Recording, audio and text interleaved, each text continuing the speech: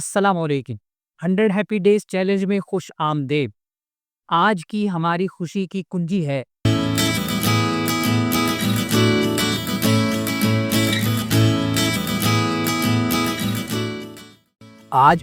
کنجی ہے کسی دوست وغیرہ کو پیغام بھیجیں کہ آپ کی یاد آئی تو سوچا آپ کا حال احوال معلوم کر لوں۔ بعض اوقات ایک جملہ برسوں کی خاموشی کو توڑ دیتا ہے۔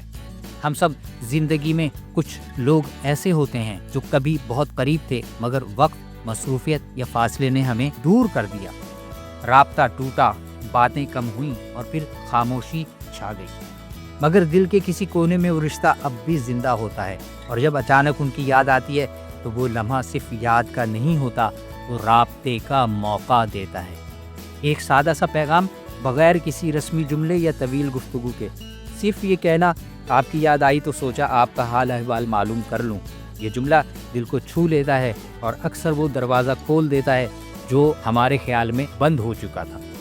عملی اقدامات۔ آج کسی ایسے شخص کے بارے میں سوچیں جس سے خاصے عرصے سے بات نہیں ہوئی۔ ان کا نمبر یا رابطہ تلاش کیجیے۔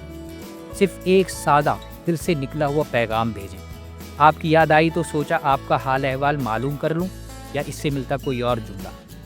ان کے جواب کا انتظار کیجیے، اور اگر جواب نہ آئے تب بھی دل کی بات کہنے کا سکون محسوس کیجیے جو آپ کے اپنے اندر پایا جاتا ہے۔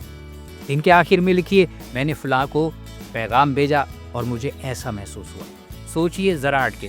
اگر آپ یہ سوچ رہے ہیں کہ کہیں وہ حیران نہ ہو جائیں، پریشان نہ ہو جائیں، تو یاد رکھیے، یاد آنا فطری امر ہے اور اظہار کرنا خوبصورتی، اور یہی چیز رشتوں کو زندہ رکھتی ہے۔ Community call to action. آج نیچے کمنٹ میں ایک جملہ لکھیے، میں نے فلاں کو یاد کا پیغام بھیجا اور مجھے ایسا محسوس ہوا۔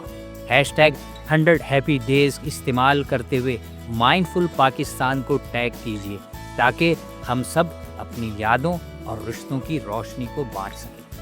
آخری بات، جب ہم کسی کو یاد کر کے رابطہ کرتے ہیں تو ہم صرف ایک پیغام نہیں بھیجتے، ہم دلوں کو جوڑتے ہیں اور خاموشی میں زندگی کی آواز پیدا کرتے ہیں۔